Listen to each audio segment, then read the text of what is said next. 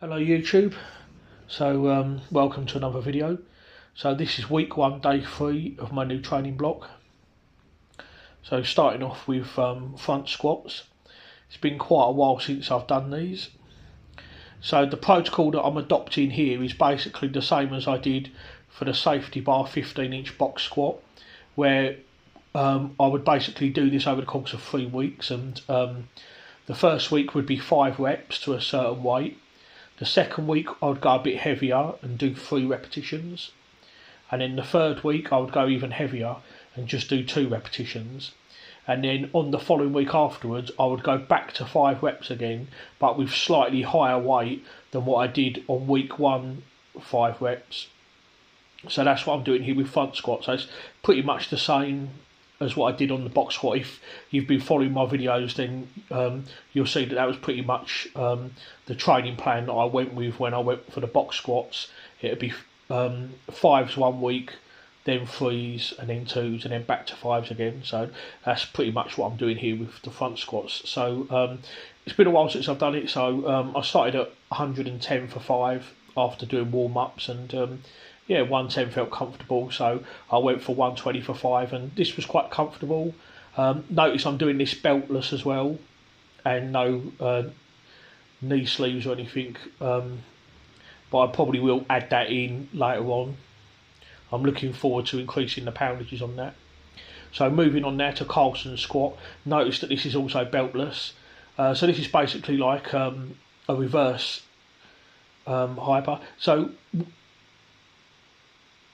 with this, the reason I'm doing this basically, reverse hack squat I meant to say, it's basically a reverse hack squat. The reason I'm doing this basically is for the tyre push, because I've got a 400 kilo tyre in the competition, and we have got a tyre, but it's only 150 kilos and it's small, and I haven't really got a proper big tyre to practice on. So with this kind of like mimics getting into the position and then using my body to push the tyre over. With a tyre, you never want to curl it with your biceps because you just risk tearing a bicep. You basically want to take a stance where you're basically using your whole body to push the tyre over. So that's what I'm kind of like trying to mimic here with this. So some years ago, I got a documentary called Viking Power, the training of Karlsen. Maybe you've seen it. Karlsen won World's Strongest Man in 2001, and that was one of the exercises that he did. And in the documentary, he said like it's good for tyre push and truck pull. So I thought I'd give that a try, and I'm looking forward to pushing up the poundages on both the front squat and the Karlsen squat. So now moving on. So Axel is in the competition, so I'm doing Axel twice a week. The first day I did it for push press, so I thought I'd try something a bit different and do a split jerk. I've never actually done this before. In all the years I've been training, I've never used a split jerk. So I thought I'll give it a try. And this is the first and probably only time I'm going to do a split jerk. I've got to be honest, I found it difficult. I didn't like it. It doesn't feel comfortable with me. So after today, I'm probably going to drop it. But it was my first time doing it, and I was just curious to see how it would feel and how I'd get on with it. And even at 80 kilos there, this did feel difficult for me. I mean, I don't know, maybe if I keep practicing, maybe in time I'll get better and all that, but I just don't like it. I just don't like split jerk. So I'm just going to stick to push press and strict press for Axel and basically everything.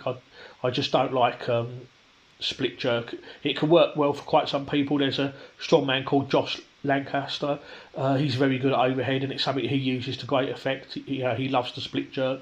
Martin Lissis, World's Strongest Man 2019, he's also a proponent of the split jerk. And I'll say some people can find it really useful and all that, but I just worked up to 90 kilos and cleaned it easy and all that, but I just didn't really get on with split jerk, to be honest. So I think when I come to do this on day 3 next week, it's probably just going to be normal push press, but I'll just do it like as a flow movement, or I might do EMOM training with it, every minute on the minute training with it. Day one, of course, I'm just going to stick to 2 sets of 2 and just gradually increase the load each week. So on day one this week, my push press axle, I went up to 85. So next week, yeah, probably go up to 90, 95, something like that. So afterwards, moving on now to seated presses behind the neck. I love these, haven't done them for a while. Big favourite of Ted Arcidi. He was the first man to bench press £700 way back in 1985. And that was pretty much before bench shirts came on the scene. And seated presses behind the neck was really a big staple of Ted Arcidi's training. He said it really helped with his bench. And I used to do these a lot about 15 years ago. There was an old spit and sawdust gym that I used to go to called Estuary, and they actually had a proper setup like this. They actually had a seat like this, and behind it it was all set up so that you could actually put a bar on it, and it was actually built specifically for seated press behind the neck. And I believe at the time I went up to about £210 for reps. I actually found these quite difficult. This is just 143, but I found it quite difficult. It's been a while since I've done it. I mean, with the restoration block, you'll notice if you've been following my videos, I did do presses behind the neck, but with no back support. Obviously, with a back support, it's a little bit easier. You can lift more. Because with no back support, I only went up to 40 kilos, but this time I pushed up to 65. So yeah, I'm a bit out of sorts with that at the moment, but I'm confident that hopefully I should be able to push that. I'll be interested to see how far I can go with that. So after that, did some trap free raises here. So this is actually the third and final set. I only filmed this third and final set. So the first set I did 5 kilos per hand. The second set I did 6 kilos per hand, and this third and final set 7.5 kilos per hand. This was quite easy, but again it's first week, so just keep it nice, light and easy. I will be progressing the load on these, but I really like trap free raise for shoulder stability. Shoulder stab exercises were missing out of my program for a long time while I was focused on the deadlift, but I'm going to start bringing these back now. Probably be doing at least 3 different shoulder stability exercises per week, 2 on the main lifting day on day 1, and then another one on day 3. So yeah, just finished up with some stationary bike now for conditioning. So just got my Fitbit ready, and then recording how many calories and heart rate and all that. So with this, yeah, just going for 5 minutes really. Didn't record the whole thing, so there's just a couple of minutes of footage here. But with this, I basically go hard for 30 seconds. So revs per minute in excess of 120, and I try and maintain that for 30 seconds. Not easy, actually quite hard. And then for 30 seconds, I just slow down and just catch my breath and just go very light. So I'm still cycling for the full 5 minutes. But just going nice and slow, probably about 38, 40 revs per minute. So it's basically 30 on, 30 off for 5 minutes of total work.